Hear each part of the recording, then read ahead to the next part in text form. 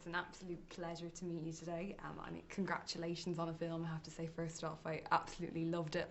Oh, that's a relief. Was laughing. I was, half thinking, should I be crying? Because this is so sad. So it was just brilliant and such a diverse role. So really great. I know you described yourself as a drooling fan of Woody Allen before you did this film. So how does it feel to be among the ranks of his powerful female leads now? Look, I was thrilled to get the call. I'd sort of given up hope, really, of ever working with him. And I'd do it again in a heartbeat. It's excruciating. It's an excruciating pleasure to work with him, because it can be quite brutal. But that's him as a stand-up. He says when it's working and he says when it's not, and so it's always really clear. But I mean, having seen so many fantastic, great performances and opportunities that he's created for actresses, quite idiosyncratic opportunities, because he loves women. He loves how weird and wonderful and complex and grand and funny they are. And so I couldn't quite believe, I knew I'd do whatever he asked me to do, but I couldn't quite believe the opportunity that he'd presented me with. Well, I mean, you certainly made the most of it. I mean, Jasmine is such a powerful character. She's really fantastic. She really stands out from the film. Obviously, it's about her. I know that you've always said you're kind of critical of your own performances. So how does it feel to have the critics describe Jasmine as one of the performances of your career? Oh, look, as many people like things, I'm sure there's as many people who don't like things, and you can't please everybody. You believe the good, you've got to believe the bad. But my husband really liked it, and that meant a lot to me. And I think Woody's pleased, and that also meant a lot to me, because obviously, being such a drooling fan, you want him to feel like it's he's realised the potential of the incredible script that he wrote. But it was it was quite the experience. Speaking of drooling fans, you've got so many at home in Ireland. Obviously, we can't mention you without, talk of Veronica Guerin. It's still there.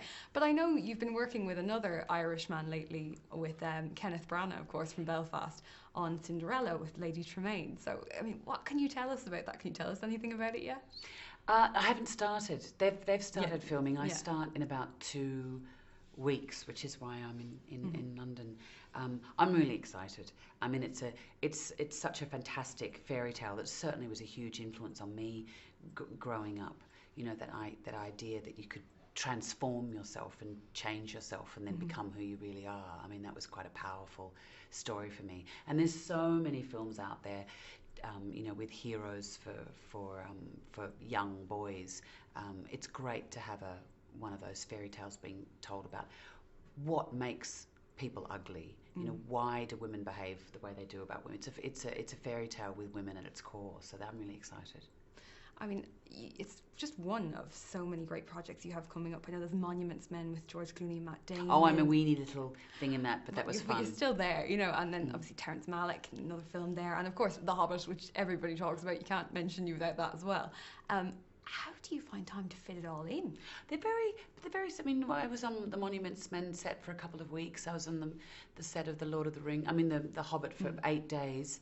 And so and Cinderella's already started, and I joined them. No, it sort of seems like a lot, but it's actually tiny little bits here and there. And obviously, Blue Jasmine was a bigger enterprise. But I've got 3 boys, and you have to juggle that stuff. You can't do everything. So it's all about their school holidays, really. Well, I mean, look, already you've done so much with the awards you've won, the films you've made. I mean, you've got a fantastic career behind you already. Is there anything you haven't done yet that you'd still like to do? Gosh, there's so many directors I'd love to work with, and so many actors I'd love to work with. There's a couple of plays I feel that are still unfinished business. So my husband's still running the Sydney Theatre Company. I'm sleeping with the artistic director, so maybe he'll give me a job. Well, listen, Kate, it's been an absolute pleasure to talk to you. Hopefully we'll get you back to Ireland at some point eventually. Oh, I'd love to. And congrats again on the film. Absolutely brilliant. Thank you.